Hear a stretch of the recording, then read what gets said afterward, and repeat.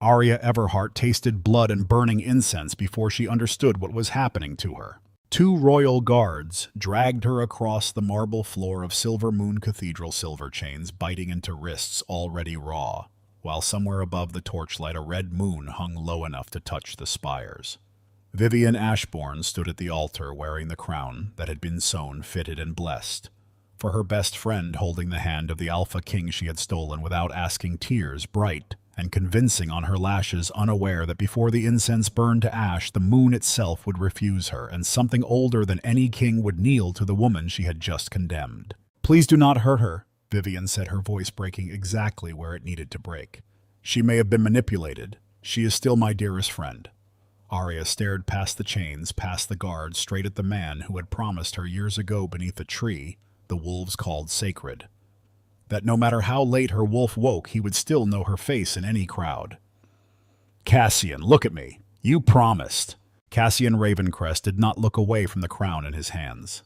The corrupted stone on Vivian's chest flared silver, and a matching mark bloomed like a bruise across his wrist, and the 12 packs watching from the pews mistook his silence for certainty instead of poison.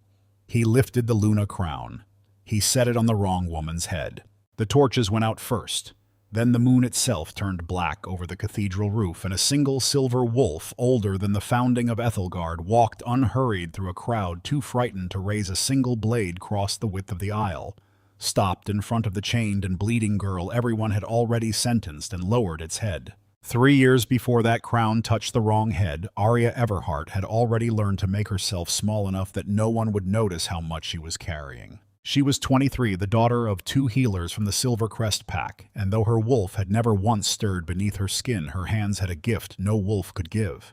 She could kneel beside an injured alpha thrashing against 6 grown men, holding him down, rest 2 fingers against his jaw, and feel the exact shape of his pain before he found the breath to name it. She spent her mornings in the healing rooms, boiling herbs into pace-pressing cool cloths against fevered foreheads, murmuring injured wolves back down out of the panic that came before a forced transformation. She had learned to read a body's fear the way other healers read a wound, the too quick pulse under a jaw, the way a warrior's fingers curled inward before the shift took him, whether he wanted it or not. And she had learned, too, that the calm she gave away so freely cost her something every single time, a small piece of herself spent and never replaced. It was quiet work. It was work no one thanked her for because it worked so well that the suffering it prevented was never seen at all. The pack had a name for her, and they used it kindly the way people use a knife they have stopped noticing is sharp. Wolfless Arya. She answered to it without flinching anymore. She had decided somewhere around her 16th birthday that if she could not offer the pack a wolf, she would offer them everything else. Her hands, her patience, her nights, until the debt of her missing transformation felt paid in full. Every morning without fail, Vivian Ashbourne brought her a cup of sweetened herbal tea. "You do not need a wolf to be valuable," Vivian told her, setting the cup down with the same gentle certainty she used for everything. "You will always have me." Arya believed her completely, the way a person believes the ground beneath a house they have lived in their whole life. She had no reason not to. Vivian had been beside her since they were small enough to hide from thunderstorms under the same table, since the summer they'd sworn, hands pressed, palm to palm, that neither of them would ever let the other stand alone. Arya did not know the tea held a crushed herb called nightbane, or that it had been there for 10 years, or that its only purpose was to keep the animal sleeping inside her, too weak to wake. Whenever another failed transformation left Arya sobbing in the dark, certain the fault lived somewhere in her blood, it was Vivian's arms that held her together afterward. The same hands causing the wound were the only hands offering comfort for it, and Arya loved her for it, without a shadow of suspicion. Cassian Ravencrest had known Arya since before either of them understood what a crown would someday cost. He was 2 years older already, carrying the weight of an Alpha King's future on shoulders that hadn't finished growing into it, and yet he found time again and again to sit with her beneath the great silver-barked tree, the older wolves called the Moon Tree, and simply talk to her as though she were not the pack's charity case, but its best-kept secret. "No matter how late your wolf awakens," he told her once, holding her hand in both of his, "I will still recognize you." She had turned that single sentence over so many times in 10 years that its edges had gone soft as worn cloth. And on the nights Her wolf failed her again. She reached for it the way another woman might reach for a locket. She held on to that sentence the way other girls held on to love letters. She did not want the crown for the sake of wearing it. She wanted it because being chosen by Cassian publicly, permanently would finally prove to the pack and to herself that the girl called Wolfless had never been broken at all, only waiting. Vivian watched him look at Arya that way and felt something curdle behind her ribs that she refused for years to call by its true name. It had not started in a single afternoon. It had built the way frost builds on a window one still silent night at a time. Every time a room went quiet, the moment Arya walked into it, every time an injured warrior asked for the healer's girl by name, without needing to specify which one, every time children reached for Arya's hand first in a crowd of two. Vivian had spent her whole life standing exactly one step to the left of her best friend, watching people find Arya before they ever noticed her, and slowly deciding that Arya possessed everything worth having, while remaining catastrophically unaware that she possessed it at all. Lord Calder Ashbourne, Vivian's adoptive father and the Grand Elder of the Moon Council, had raised his daughter on a single unshakable lesson: love fades, but position endures, and a Luna is only as valuable as she is controllable. He had known for years quietly that Arya Everhart descended from the last line of the first Luna, and that if her wolf ever woke in full, the ancient wolves themselves might stir with it, and an ancient wolf answering to no council, no crown, was the one thing Caldor had built his entire life to prevent. When Vivian finally learned the truth of Arya's bloodline from her father, she understood that separating Arya from Cassian would never be enough. She wanted more than distance. She wanted the love, the bloodline, the recognition, the identity, and the future that Arya carried so lightly she didn't even know to protect it. Years earlier, when they were both 13 and Arya sliced her palm open on a broken jar, Vivian had pressed a cloth to the wound, and without a flicker of hesitation kept the bloodied cloth afterward, folded small, hidden at the bottom of a chest no one else ever opened. Caldor possessed a fragment of the first Luna's moonstone, corrupted decades before by a ritual no living elder would admit to remembering. Arya's blood and that stone combined could forge a mate bond, convincing enough to fool anyone except the true bond itself, and even that could be silenced if the true mate's wolf could be numbed into forgetting how to recognize her. Silverroot did exactly that.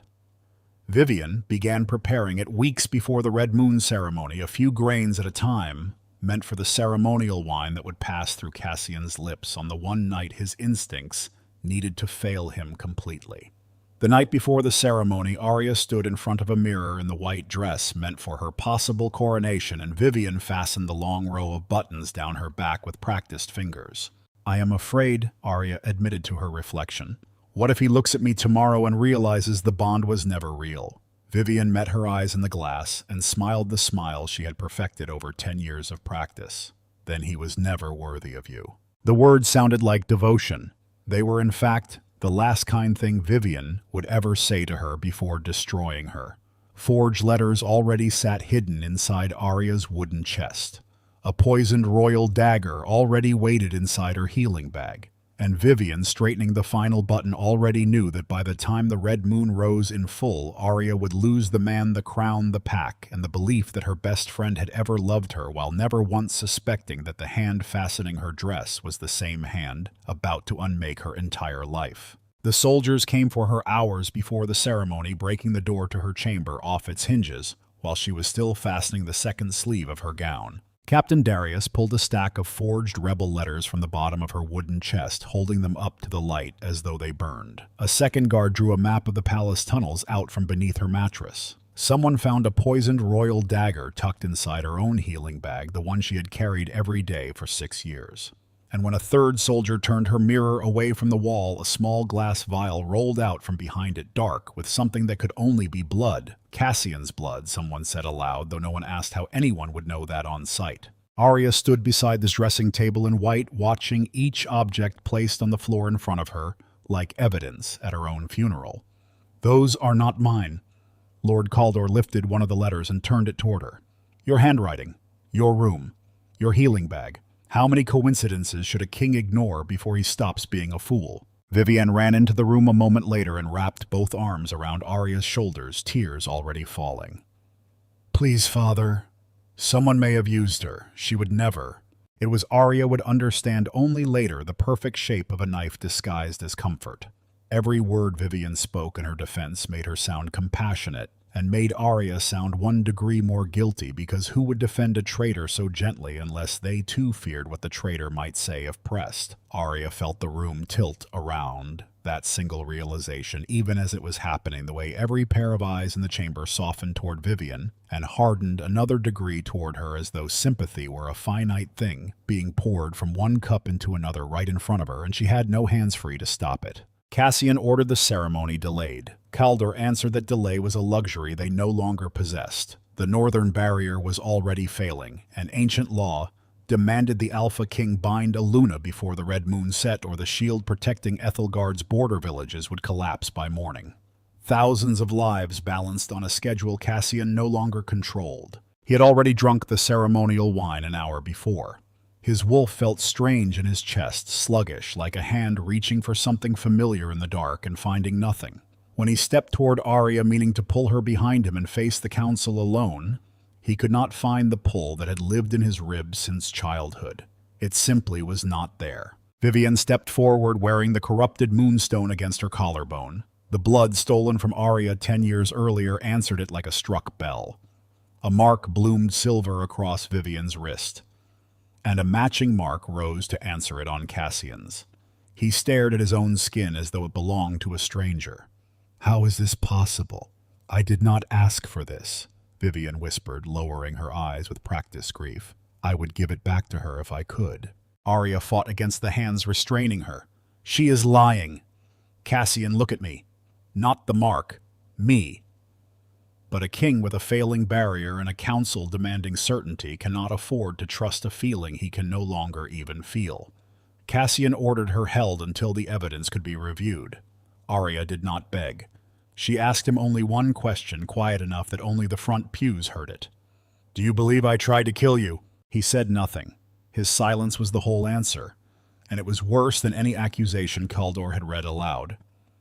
She had braced herself walking into that cathedral for the possibility of losing the crown. She had not braced herself for the specific singular pain of watching the one person who had known her longest choose caution over her in front of everyone who had ever called her broken. They forced her to her knees in the center aisle. Cassian lifted the Luna crown, and somewhere beneath the noise of the crowd, Arya heard his voice from years ago beneath the moon tree. "No matter how late your wolf awakens, I will still recognize you," and understood that a promise made by a boy could still be broken by the king he'd grown into.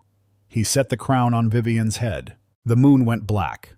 The torches guttered out one by one down the length of the cathedral, and a single silver wolf, older than any living memory, walked through the doors and down the aisle without a flicker of hesitation. It stopped. In front of Arya, lowered its head to her, then lifted its gaze to Cassian and held it there. And the sound that rose from its chest was not a growl so much as a verdict. Kaldor ordered it killed. Before a single spear reached it, the wolf dissolved into silver mist, and Vivian's hand tightened on the crown for exactly one visible heartbeat before she recovered her composure entirely. "The prisoner summoned it," she announced loud enough to carry to the last row. "This proves the corruption runs deeper than any of us feared." The crowd frightened, and looking for somewhere to point, their fear began calling for Arya's execution. Cassian at least ordered her taken alive to the Black Dungeon rather than killed on the cathedral floor, a mercy so small it barely deserved the name. As the guards dragged her out, she watched Vivian settle into the space beside him that had been meant since childhood for her. Grief, Arya was learning, did not arrive all at once. It came in the shape of small, specific losses, the crown she had never truly wanted for its own sake, the man whose hand she had held beneath the moon tree, the 12 packs who had decided in the space of one silence that she was capable of anything they were told to fear. The dungeon was colder than any story had prepared her for. Silver chains held her wrists against stone that never warmed no matter how many hours passed. And Cassian, who had forbidden the council from executing her outright, did not come to see her even once. His absence burned worse than the silver. Vivian came alone instead, carrying the same wooden tray she had once used to bring Arya her morning tea, and set a fresh cup down on the stone between them. "You always trusted anything I handed you," she said almost fondly. Arya looked at the dark liquid, and for the first time in 10 years did not reach for it. Why? Whatever softness Vivian had worn her whole life dropped away in a single breath. Because you never understood what it cost to stand beside someone who is handed everything without ever having to fight for it. She told her then without a trace of shame about the herb called nightbane folded into that tea morning after morning for 10 unbroken years, weakening the wolf, sleeping inside Arya a little more. With every cup until every failed transformation Arya had wept over in the dark was never her own failure at all. Every time you cried because you thought you were broken, Vivian said, I was the one who held you while you fell apart. Arya thought of every night she had cried into her pillow, certain the fault was buried somewhere inside her own blood, certain no amount of hoping would ever be enough to wake what refused to wake. She thought of the 10 years of arms around her that she had mistaken completely for safety. You made me believe I had no wolf. I made the world see you exactly as I had always seen you, ordinary. She went on almost gently, describing the blood taken from a childhood cut at 13, the corrupted moonstone her father had kept hidden for decades. The silver root slipped into Cassian's wine, so his instincts could never tell the difference between a stolen bond and the true one. In 3 days, when the marking ceremony was completed, the false bond would become permanent, and it would drain Arya's sleeping wolf until there was nothing left of her at all. Was any of it real? Arya asked. Any of it. For one unguarded moment, something almost like grief crossed Vivian's face. That is the worst part. Some of it was. Then she leaned close enough that Arya could feel her breath. I do not hate you, because you had everything, Arya. I hate you because you never once knew that you did. She left the cup behind and climbed the stairs without looking back. That night, 2 men came down into the dark for her. One pinned her shoulders against the stone. The other lifted a black iron blade toward her throat, and Arya chained, and out of options heard a voice rise inside her own skull that did not belong to her. You have spent too long begging other people to save you. She reached for the true mate bond out of pure instinct, the way a drowning person reaches for air, and found only silence where Cassian should have been. The blade opened a thin line beneath her jaw. Her eyes went silver black. Do you want to live? The voice asked her. Or do you still only want to be loved? She chose to live. The transformation that followed was violent, in a way 10 years of suppressed nature always is when it finally breaks free. Bones rearranging themselves without permission, the silver chains tearing out of the wall stone and all, until the woman called Wolfless for a decade stood in the shape of a silver and black wolf with a crescent mark burned pale across her forehead. She killed the man holding the blade before he could finish the motion he'd started. She cornered the second, and stopped only when he wept that Vivian held his family hostage. And something in her, not mercy exactly, something colder and more deliberate, let him run. Thane found her minutes later, coming through an old tunnel with a wolf even older beside him and threw a cloak over her shoulders the moment she folded back into human shape. Your blood gave us the right to find you, he said. Your choice just gave us a reason to bring you with us. They were gone into the forbidden forest before the royal guard reached the bottom of the stairs. The ancient temple sat hidden so deep inside the forbidden forest that the trees themselves seemed to lean inward to keep it secret, and when Arya finally stood inside its broken columns, Thane did not bow to her. The wolf at the cathedral bowed to acknowledge your blood, he said, watching her the way a teacher watches a student who has not yet earned the lesson. Blood may open a gate, Arya. It does not decide who deserves to walk through it. He told her plainly what her whole life had never explained. Her mother had been the last true descendant of the first Luna, and her parents had not died in any random raid. The Moon Council had hunted them the moment they refused to surrender their daughter.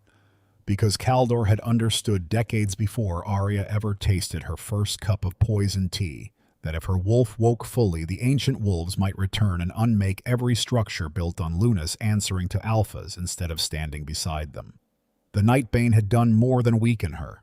It had kept the ancient wolves from ever sensing she existed at all. You are not automatically our ruler, Thane told her. 3 things stand between you and that. You must face the truth you fear most. You must surrender the thing you want most. You must protect people who do not deserve your protection. Arya asked him quietly which of the 3 would be hardest. Thane looked at her for a long moment before answering. You already know. You are only hoping I will tell you a different one. Inside her chest, Nyxara wanted none of it, wanted only teeth and reckoning, wanted every person who had ever called Arya wolfless to learn precisely what that wolf could do. And Arya, listening to that hunger rise in her own blood, felt a colder fear than any dungeon had given her that if she let it fully in, she would become no different from the woman who had poisoned her for a decade. Back inside the palace, Cassian was learning his own version of the same lesson, though far more slowly. Every time Vivian touched the false mark on his wrist, pain tore up through his arm, sharp enough to buckle his knees, and with it came memories that were not his own recollections at all, but Arya's. Arya beneath the moon tree with his hand in hers. Arya cleaning blood from his shoulder after a border skirmish, Arya's voice calling his name from somewhere, far below the palace floor, thin and furious and afraid. He examined the mark alone one night and found black blood seeping from beneath it like ink bleeding through paper, and from that moment he stopped sleeping and started searching. Vivian, meanwhile, was no longer content to simply wear a crown. She removed every servant who had once been loyal to Arya, one quiet reassignment at a time. She arrested alphas who questioned her authority and called it protecting the realm from further corruption. She closed food stores in villages that hesitated to recognize her and blamed the shortage on the same failing northern barrier she had every reason to want kept unstable. She staged small attacks near the border herself and pointed the blame squarely at Arya's scattered, frightened supporters, turning her own cruelty into duty and her prisoners into proof of a danger only she could manage. It was, Cassian realized too late, a particular kind of genius, the ability to make every lock she turned sound like a mercy. It took him weeks of quiet searching to find what he needed. Nightbane dried and hidden in a box that still smelled faintly of the tea it had ruined. Forged letters in a hand close enough to Arya's to fool a room, but not close enough to fool a man who had read her real handwriting 1,000 times. Ritual notes describing in careful detail a mate bond stolen rather than given. A list of names conspirators, Vivian had called them in her own writing, though half of them were healers who had simply asked too many questions. He recognized 3 of the names on that list. One had delivered his own younger brother into the world. Another had sat beside his father's deathbed. He understood, reading their names beside the word conspirator in Vivian's own careful hand, that she had not chosen her targets at random. She had chosen the people whose loyalty to him ran deepest, and made their loyalty the very thing that condemned them, before he could bring any of it before the council. Vivian took Beta Rowan's youngest brother from his own bed, along with hundreds of soldiers' families held quietly in the lower cells, and sent Cassian a message with no ambiguity in it at all. Cancel the marking ceremony and every hostage dies before your army reaches the courtyard. She threatened too to open the northern barrier herself and let the border collapse rather than lose what she had already built. Cassian had no choice left but to keep playing the part of a king, preparing to bind her all while working in whatever hours were left to him to free the people she was holding as leverage. Arya's first trial came at the edge of the Lake of Memories deep inside the ancient temple's grounds, its water so still it looked less like a lake and more like a mirror waiting to be used. The moment she knelt at its edge, it pulled her under without asking permission, and she relived the Red Moon ceremony not once, but again and again, Cassian lifting the crown, Cassian setting it on the wrong head over and over until her first instinct, the easy one, the one she wanted to keep, was to blame Vivian entirely and let Cassian remain only a victim of the same deception. She fought it at first. She told the still water aloud that Cassian had been drugged and deceived exactly as she had been. That a man denied his own instincts could hardly be blamed for trusting evidence placed deliberately in front of him by someone he had no reason yet to suspect. The lake did not argue with her. It simply kept returning her to the same frozen instant the crown lifted, the crown lowered until she could no longer explain it away. The lake refused to release her on those terms. It showed her instead the moment Cassian had stood between the council and her verdict with the actual power to delay it. The right to demand a full investigation before condemning anyone, years of knowing exactly who she was and what she was not. And had chosen the crown, the law, and the appearance of stability over the woman standing in front of him asking to be believed. Vivian had deceived him. Vivian had not forced his final choice.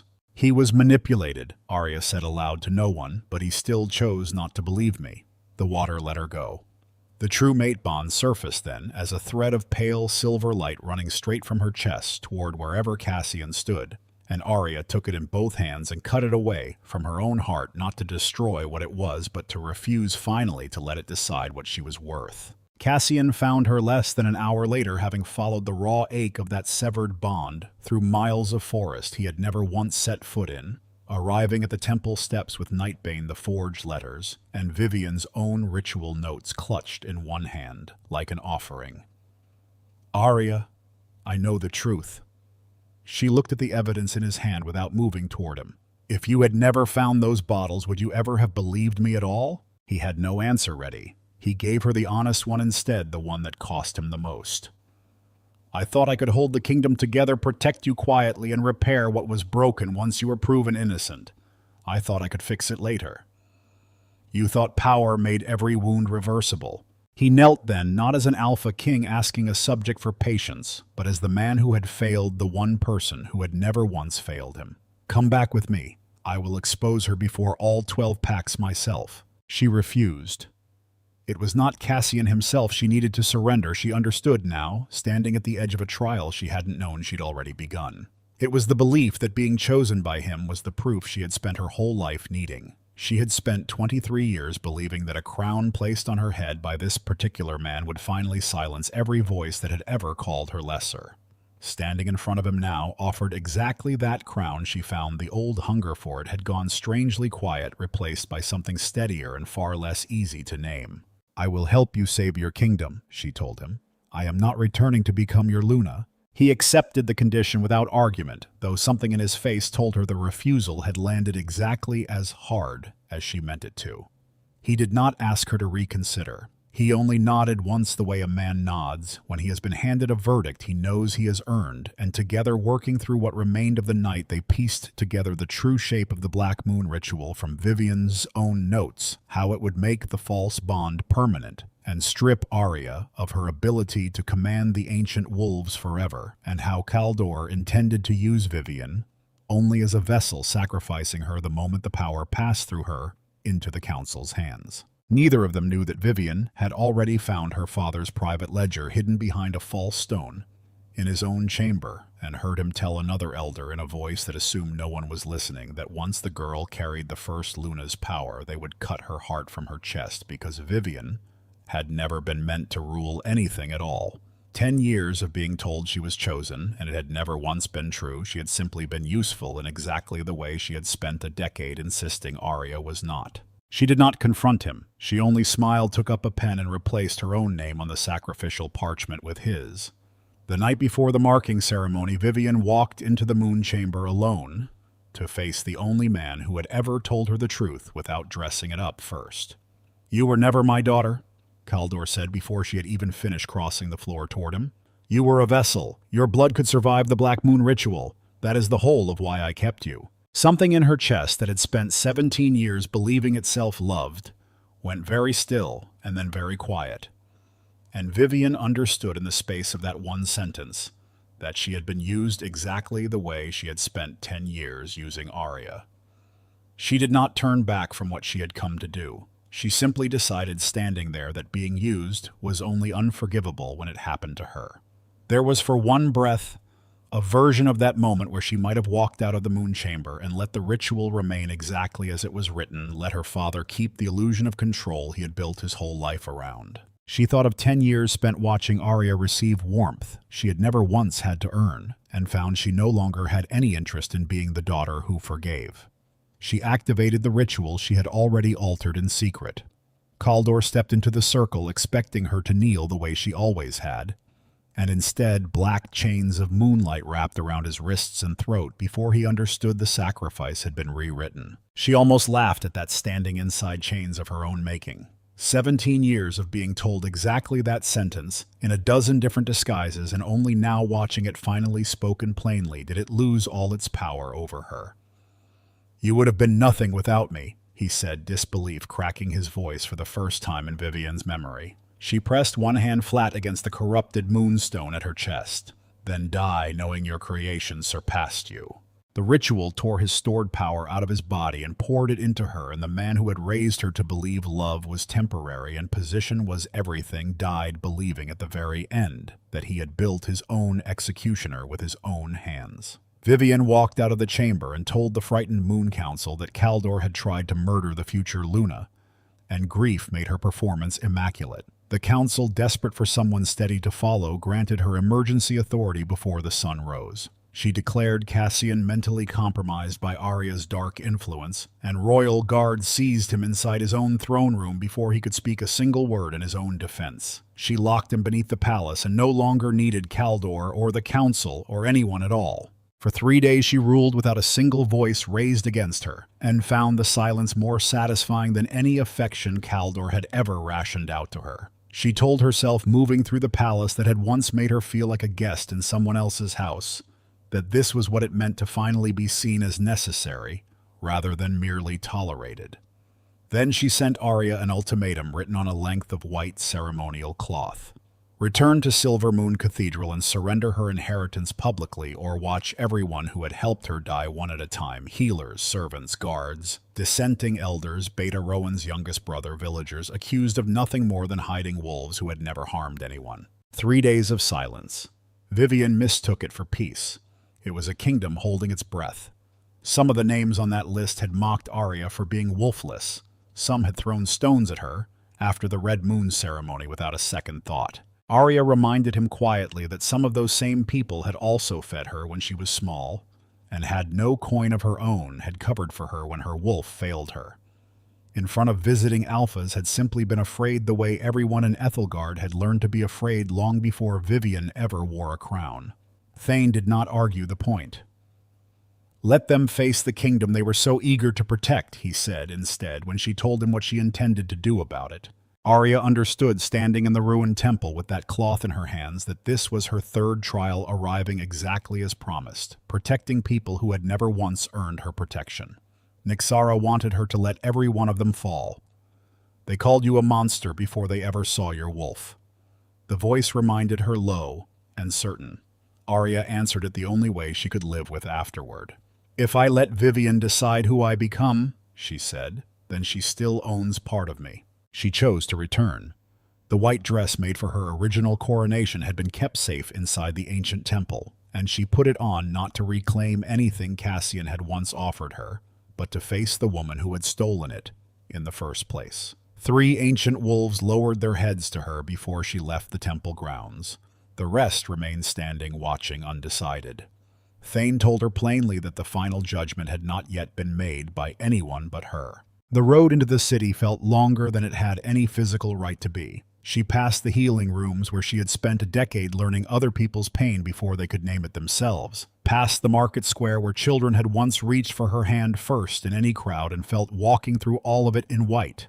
Less like a woman returning home and more like a verdict arriving on schedule. She walked into the royal city alone, and the citizens lining the streets did not know whether they were looking at a traitor or an heir. At the cathedral, Vivian had her brought straight to the altar in silver chains and did not kill her immediately. She wanted Arya to watch the marking completed first. Before the 12 packs, she offered a version of history rewritten so completely that Arya barely recognized herself inside it. Jealous, unstable, secretly allied with the ancient wolves to seize a throne that was never hers. Every witness in that cathedral had already been threatened into silence. Vivian brought Arya's adoptive mother onto the platform and made her say in a voice hollowed out by fear that Arya had shown signs of dark magic since childhood. And Arya nearly broke completely at the sound of it, not because the accusation was true, but because the woman saying it had once been the safest person in her world. She searched her adoptive mother's face for some flicker of resistance,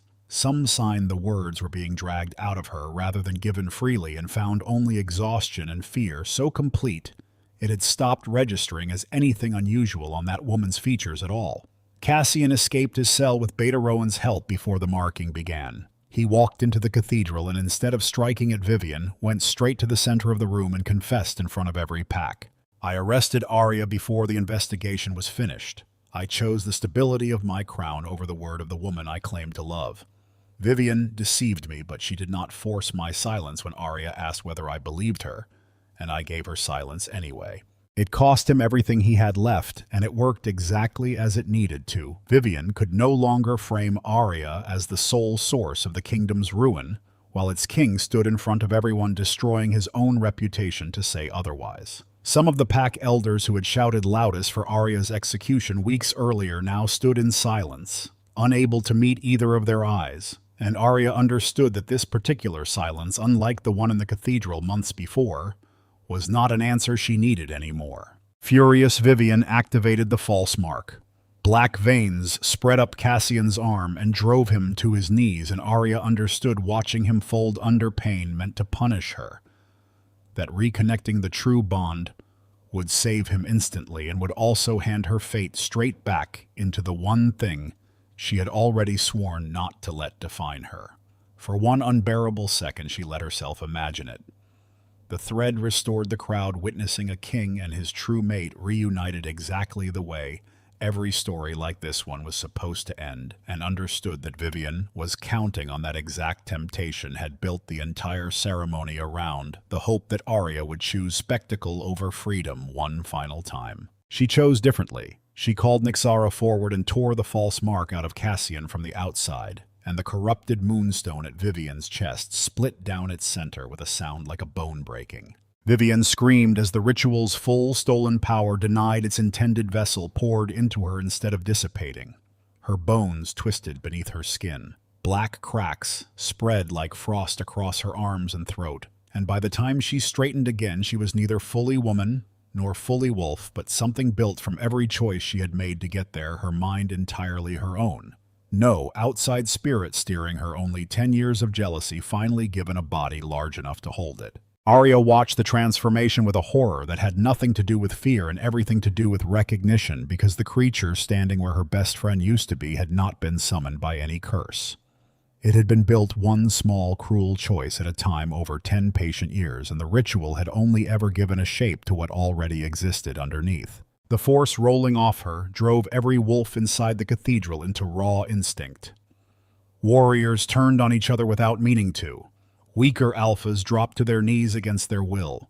Cassian, still on the floor where the false mark had dropped him, tried to rise and reach Arya through the chaos, and found the air itself thick, with a pressure that pinned even an alpha king's instincts flat against his ribs. Stone dust sifted down from the cathedral's ancient arches as the building itself seemed to recoil from what stood at its center.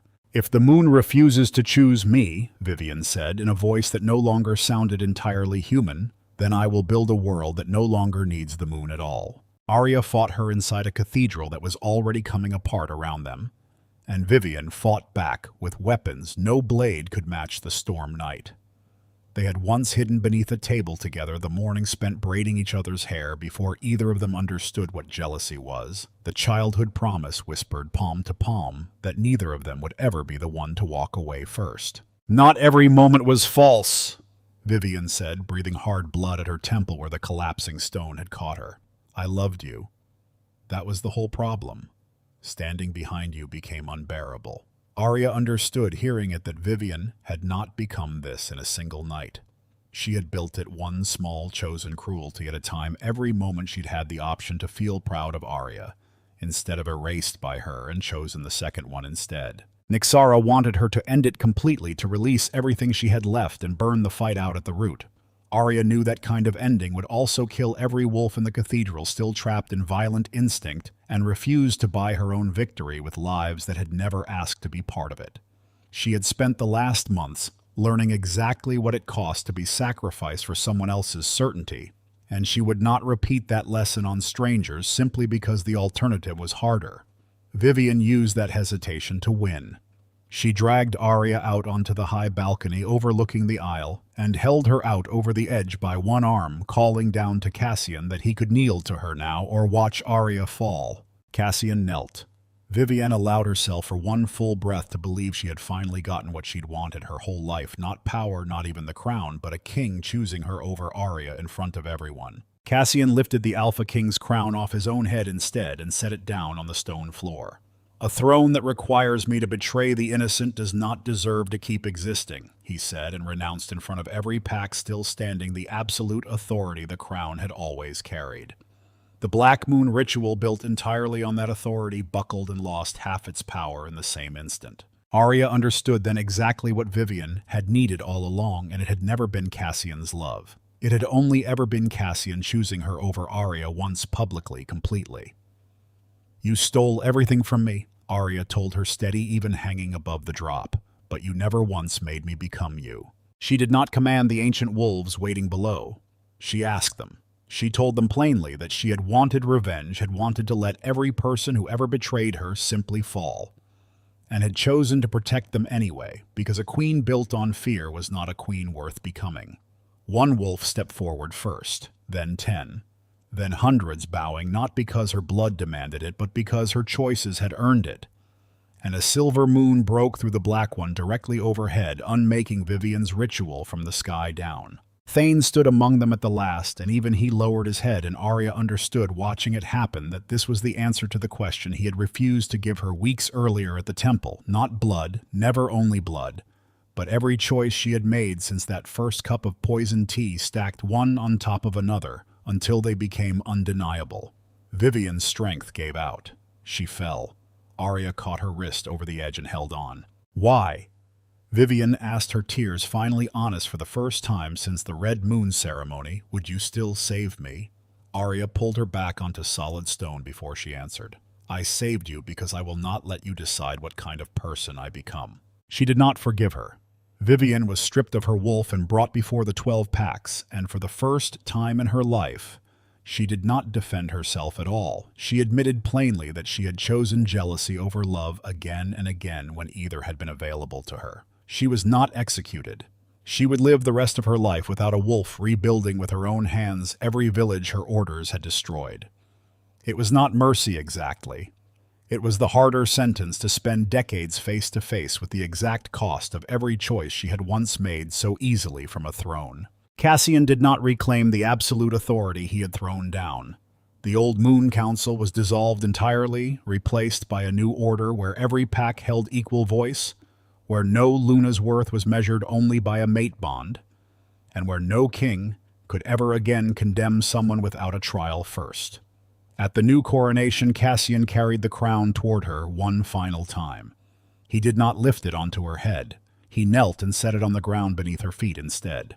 "I once believed my power gave me the right to choose a Luna," he told her in front of every pack that had once watched him choose someone else. "You taught me that no one has the right to choose your destiny for you." The ancient wolves did not recognize her as a Luna at all. They named her Moon Queen, protector of all 12 packs, answering to no crown but her own choices. Cassian asked only to walk beside her, not as a man who owned a bond, but as one willing to earn her trust again, one day at a time, for as long as it took. She did not forgive him fully, not yet. She extended her hand anyway. "You may walk beside me," she said, "but this time I decide where we are going." He took it. The ancient wolves bowed. One by one, the 12 alphas knelt in the courtyard, and the red finally drained out of the sky as the moon turned silver again above Ethelgard. Arya did not reclaim the position that had been stolen from her that first terrible night. She built something that had never existed before, higher than Luna, answerable to no one's crown but her own conscience. Standing not because an alpha king had finally chosen her, but because betrayal had taken everything from her once, and she had still refused to become the next person willing to burn a kingdom down to keep it. If Arya's story found something in you tonight, do not leave just yet.